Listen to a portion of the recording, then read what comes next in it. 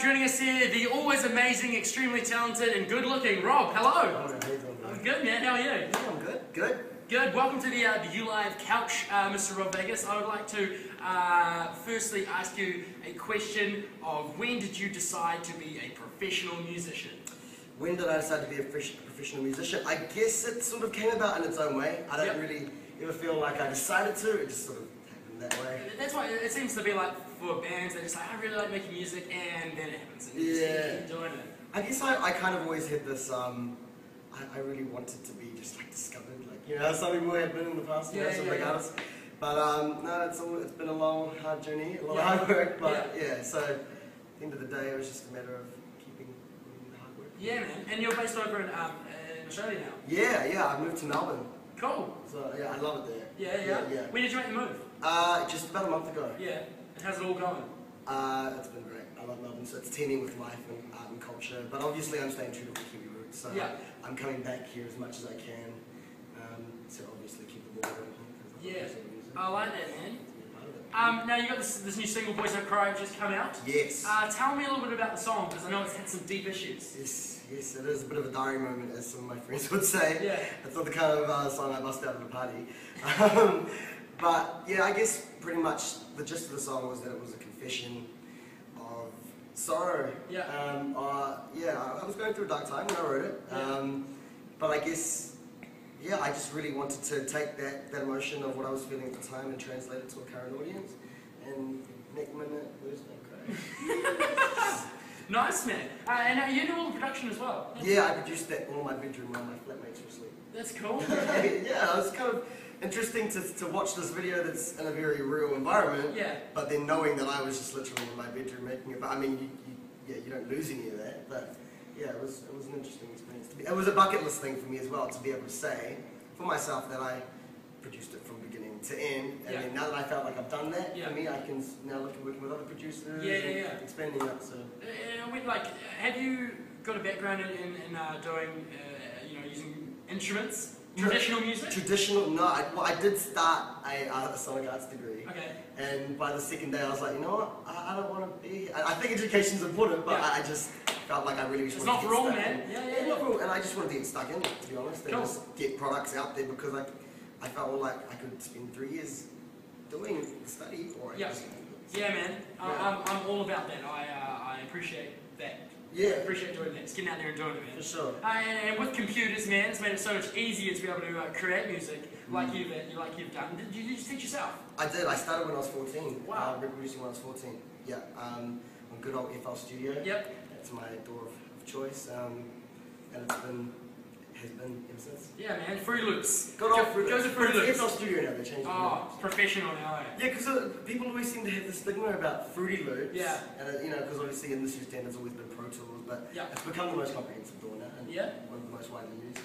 I won't say the, just in case people try to buy some of my producer friends use all the other programs, but yeah, that's my choice. Rob, let's check out this brand new song from yours. It's called Boys Don't Cry. We'll come back and spin some more yarns and give us some exciting insights into what's happening in the world of Mr. Rob Vegas. Here you go.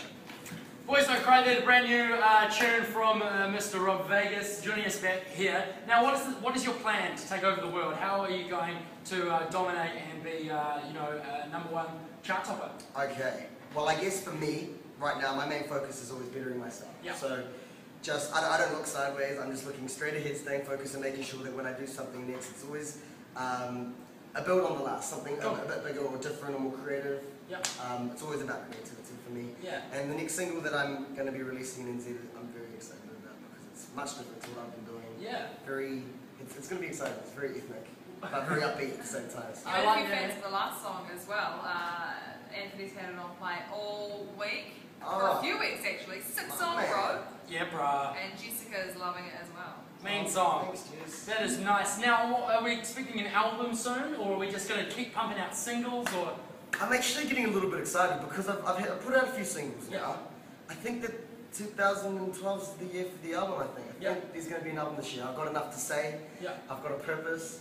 And I think I'm starting to feel a demand. So I think there may just be an album this year. I like that, man. Confidence. Yeah. Well, I was waiting for, I wanted to wait for enough people to demand that. I want to feel as though there's this energy where the audience saying, no, we want more, we want more, we want more. It does build. Every time you release a track, you can feel that there are people wanting to hear more, and that's what it was.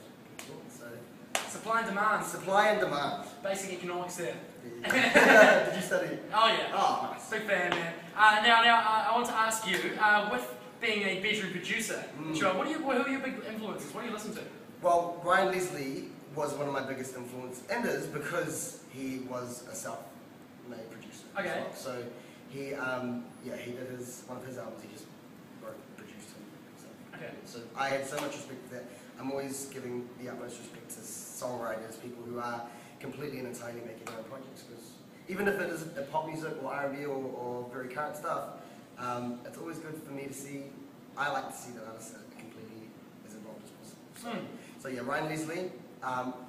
Obviously, there's some more obvious ones there, like JT has been a big influence to me, and then some maybe less obvious ones like Brandy and Stevie Wonder, Prince. Yeah. These ones. The classics. The classics. Yeah. I like that. Yeah.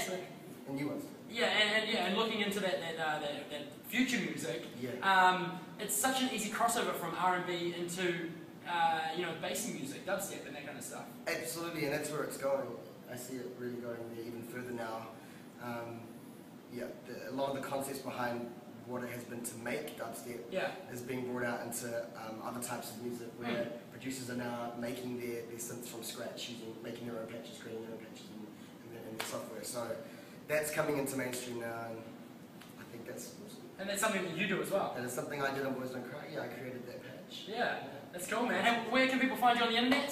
You can find me on Facebook at Rob Official. So that's facebook.com/Rob Official, or Rob Vegas Official as well. Yeah. And that's the predominant place to catch me. And YouTube as well. YouTube and the tweets. Yeah, please Tweet.